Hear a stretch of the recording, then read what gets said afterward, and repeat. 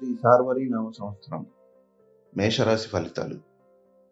గురుస్థితి, రాహుస్థితి ఈ రాశిలో చాలా బాగున్నాయి. అందువలన వీరికి ఈ సంవత్సరం చాలా మంచి ఫలితాలు రాబోతున్నాయి. సంపదలు పెంచుకుంటారు.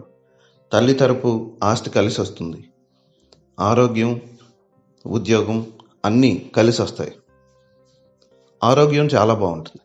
ముఖ్యంగా ఉద్యోగంలో అయితే ఖచ్చితంగా పై స్థానానికి వెళ్తారు. ఉద్యోగంలో మీకు ఎన్ని ఆటంకాలు ఎదురైనా వాటన్నింటిని ఎదుర్కొని ముందుంటారు. ఇక ఈ రాశిలో పుట్టిన విద్యార్థులు కష్టపడి చదవాల్సిన సమయమే, కానీ ఫలితాలు మాత్రం అద్భుతంగా ఉంటాయి. రాజకీయ నాయకులకు కాలం కలిసి వస్తుంది. వాళ్ళు ఏం చెప్పినా అవతల వాళ్ళు వింటారు. రాజకీయ నాయకుల్ని హీరోలుగా భావిస్తారు. సెప్టెంబర్ నుంచి ఈ రాశి వారికి చాలా మంచి ఫలితాలు ఉంటాయి. ఏ పని చేసినా కలిసి వస్తుంది. ఏది ముట్టుకున్నా బంగారం అవుతుంది.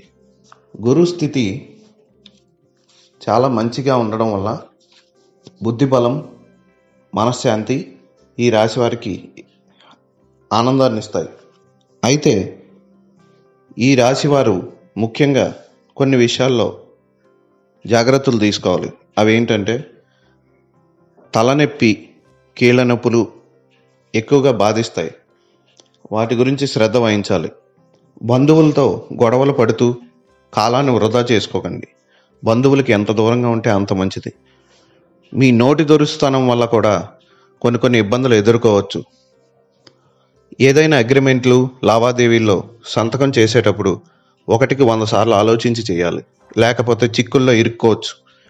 మొత్తం మీద సెప్టెంబర్ వరకు కొంత కష్టపడాలి. సెప్టెంబర్ తర్వాత చాలా చాలా బాగుంటుంది.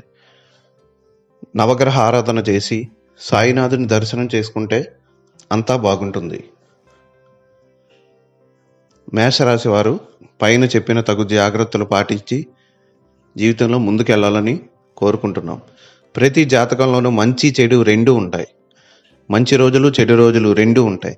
వాటన్నింటినీ ఎదుర్కొని జీవితంలో ముందుకు సాగాలని, అందరూ హాయిగా ఉండాలని కోరుకుంటూ సెలవు తీసుకుంటున్నాం.